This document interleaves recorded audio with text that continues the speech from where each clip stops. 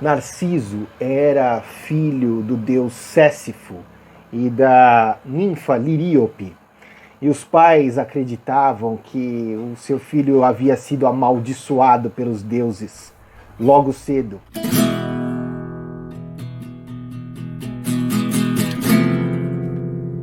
Amaldiçoado por conta da sua beleza. Era um ser absolutamente lindo, belíssimo. Era mortal, apesar dos pais de origem divina, ele mesmo era mortal. E os pais acreditavam nessa maldição por ele ser muito belo e pela lei do equilíbrio, algo de terrível aconteceria com o Narciso durante a sua vida para equilibrar um pouco essa dádiva magnífica que os deuses haviam dado para ele. Ninguém conseguia se aproximar do Narciso porque ele não se apaixonava por ninguém. Era apático. Ele não conseguia se vincular com nenhuma das moças, das ninfas, das deusas, de todas que ficavam encantadas com a sua extrema beleza, com a sua enorme beleza. Era como se o amor, era como se Eros não pudesse atingi-lo de forma alguma. Ele ficava ali apático. Mas Eros é um deus muito ardiloso, é um deus cheio de caprichos, e vendo essa apatia terrível que o Narciso sentia, ele fez com que uma ninfa, Eco, ficasse perdidamente apaixonada por ele. Eco caiu de paixão por Narciso, ficou apaixonada. Dentre todas as mulheres que ficaram apaixonadas por ele, que ficavam encantadas com a beleza, com aquela coisa absurda da beleza do Narciso, Eco foi a que mais ficou apaixonada.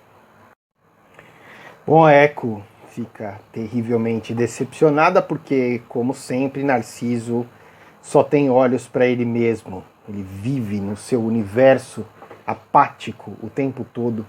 Em meio a essa apatia toda, Eco cai numa tristeza terrível, profunda, enorme.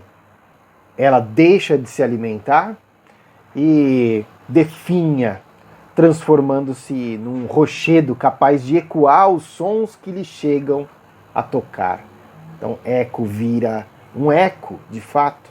As outras ninfas começam a ficar... Essa paixão que elas sentiam pelo Narciso começa a se transformar em algo furioso. Elas começam a ficar irritadas com essa apatia enorme e resolvem que ele precisa mesmo de uma punição. Aquela maldição que os pais previram no início da sua vida vai de fato acontecer, e Nêmesis, que é a ninfa das fúrias, uma divindade ligada ao ódio, a híbris, a raiva, condena o Narciso a uma terrível maldição. Então ele vai ser condenado a amar um amor impossível. Essa é a maldição. Amar um amor impossível. Finalmente, o Narciso vai amar algo ou alguém, mas esse será um amor impossível. E durante o verão, depois de uma caçada, o Narciso debruça-se sobre uma fonte límpida de água, um espelho d'água, para aplacar a sua sede. Ele tinha acabado de caçar. Quando o ruído da água, a perturbação da água cessa, ele pode ver claramente no espelho d'água. Narciso pode olhar finalmente o que tem naquele espelho d'água e ele vê a própria imagem. E aí finalmente ele fica encantado. Ele ama um amor impossível. O apaixonamento é instantâneo e ele não pode mais mover-se dali. Ele fica ali tocado, estático, paralisado, hipnotizado pela própria imagem. O jovem está apaixonado por si mesmo e cumpre a maldição da Nêmesis e definha até a morte no mesmo lugar. Em outras versões, o Narciso fica tão encantado que ele desesperado por se unir amorosamente àquela imagem, ele mergulha no lago e se afoga. São várias as versões. É interessante notar a etimologia da palavra Narciso, que lá para o professor Junito Brandão, essa palavra ela tem uma aproximação interessante com a palavra narqué, que significa justamente entorpecimento, daí narcolepsia, narcóticos. Narciso é a imagem da narcolepsia.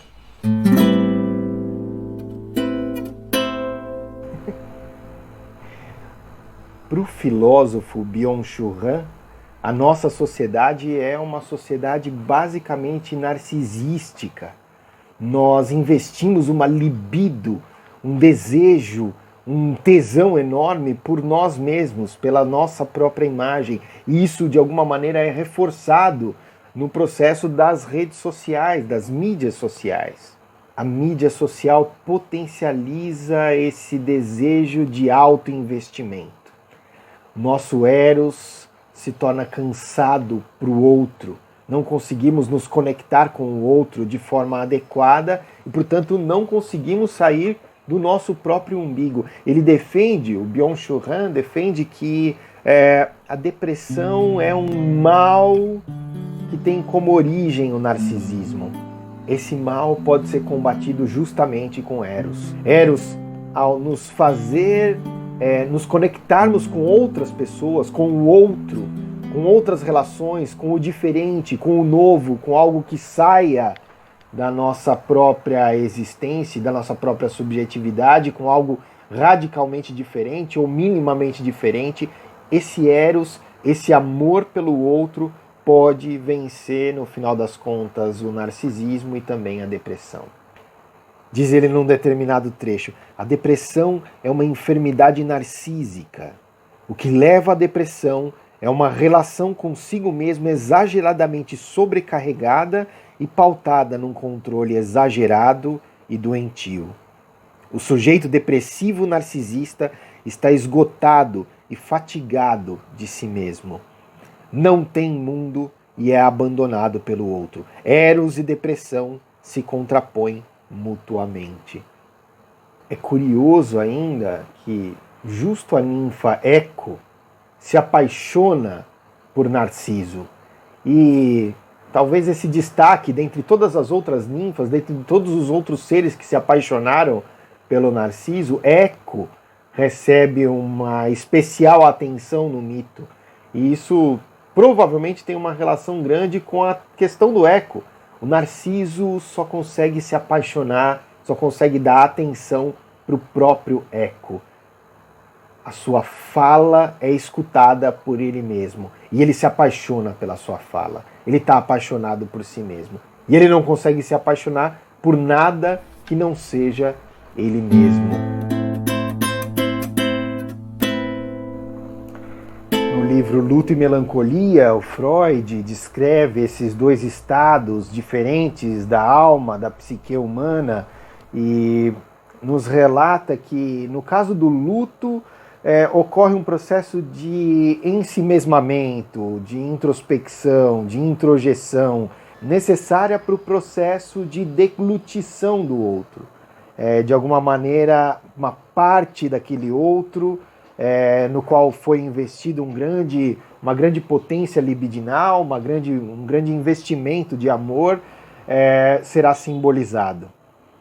Ele vai passar a ser símbolo e não mais matéria, e não mais algo físico, algo concreto. É diferente do processo da melancolia.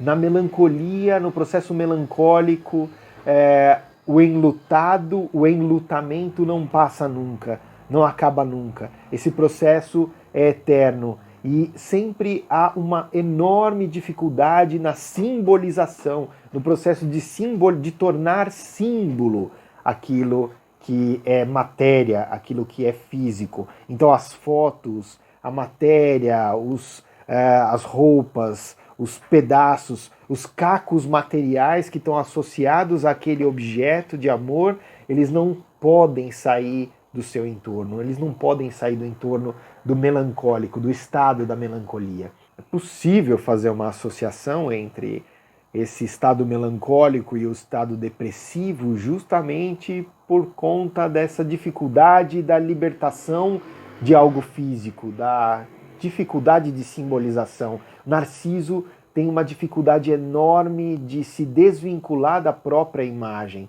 de simbolizar, de fantasiar, de olhar para o outro como um diferente, de conseguir se conectar de forma amorosa a esse outro. Ele precisa se alimentar de si mesmo.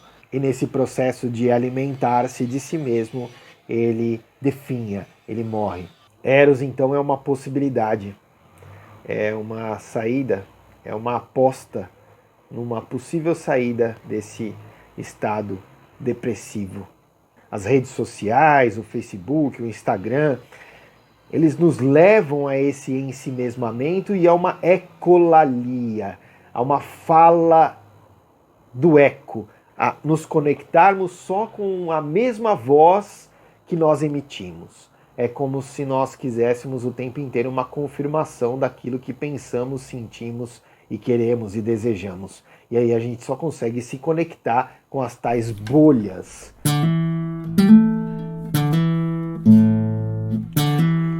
A paixão pelo diferente, a paixão pela simbolização, as artes, a literatura, a cultura, o mundo dos livros, o mundo da intelectualidade, o mundo da música, são saídas para Eros, são saídas para esse apaixonamento. Talvez por aí nós tenhamos uma boa aposta de saída desse estado melancólico, desse estado depressivo, para a busca e para a construção de um outro estado, um estado melhor, um estado de maiores conexões, um estado mais saudável para a alma.